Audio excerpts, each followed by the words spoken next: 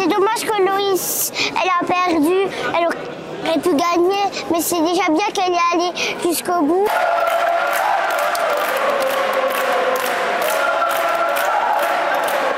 Là, on est sur le cours où Loïs a tapé sa première balle. On est même peut-être à un des endroits où elle a tapé sa première balle, puisqu'elle a démarré ici à l'école de tennis donc en 2009. Elle avait 6 ans. Elle arrivait déjà un peu à échanger ce que les autres enfants n'arrivaient pas à faire, et il a fallu que ce soit l'entraîneur qui se mette en face d'elle pour déjà échanger quelques balles avec elle. Sur ce cours, 16 ans après, il y a un grand écran qui va permettre de voir sa demi-finale à Roland-Garros 2025, ce qui est assez exceptionnel.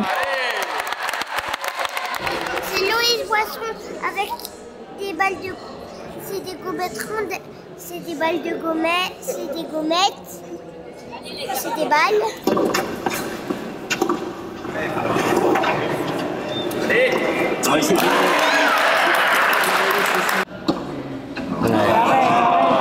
Pour l'instant, oui, c'est très compliqué. On sent qu'elle n'est pas encore vraiment rentrée dans le match. Je me suis entraîné avec Loïs pendant 3 ans. Ici, là, sur ces 4 cours, bon, les cours étaient de différentes couleurs. On s'est beaucoup entraîné aussi à l'extérieur, sur les terres battues de l'ASPTT. Elle te mettait à l'amende, Loïs? Comment elle était? Alors, elle était encore petite. Je me rappelle plus trop qui gagnait ou quoi que ce soit. Bon, je sais déjà que quand elle perdait, elle avait un sale caractère.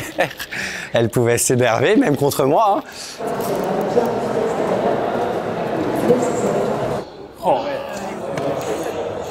Ah, c'est terrible, tu peux rien faire. Tu peux rien.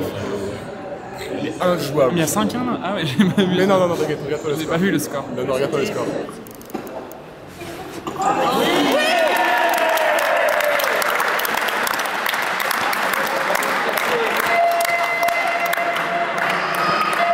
Un peu d'espoir? Ah, que de l'espoir. Forcément, on y croit jusqu'au bout. Jusqu'au bout, on y croit.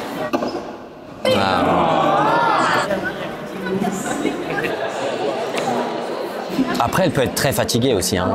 Puis, bah oui, ce qui est normal.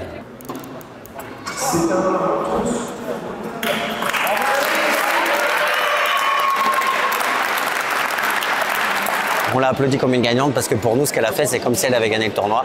Enfin, ça reste un parcours énorme. C'est déjà extraordinaire qu'elle a réussi à faire ça. Je trouve que c'est très bien. Elle a parcouru beaucoup de parcours et elle pourrait gagner Roland-Garros. Enfin, personnellement, j'ai eu quelques émotions quand même. Ça me faisait de la peine de la voir comme ça, de la voir en train de s'énerver contre elle. Mais il ne faut pas qu'elle oublie tout ce qu'elle a fait avant. Passer le sentiment de la déception, je crois qu'il faut être fier de ce qu'elle a fait, fier d'avoir aussi montré aux autres filles qu'il faudrait maintenant compter avec elle dans les années à venir, dans les mois à venir, et qu'elle se positionnait maintenant comme une potentielle vainqueur d'un tournoi du Grand Chelem, ce qui était improbable il y a quelques jours.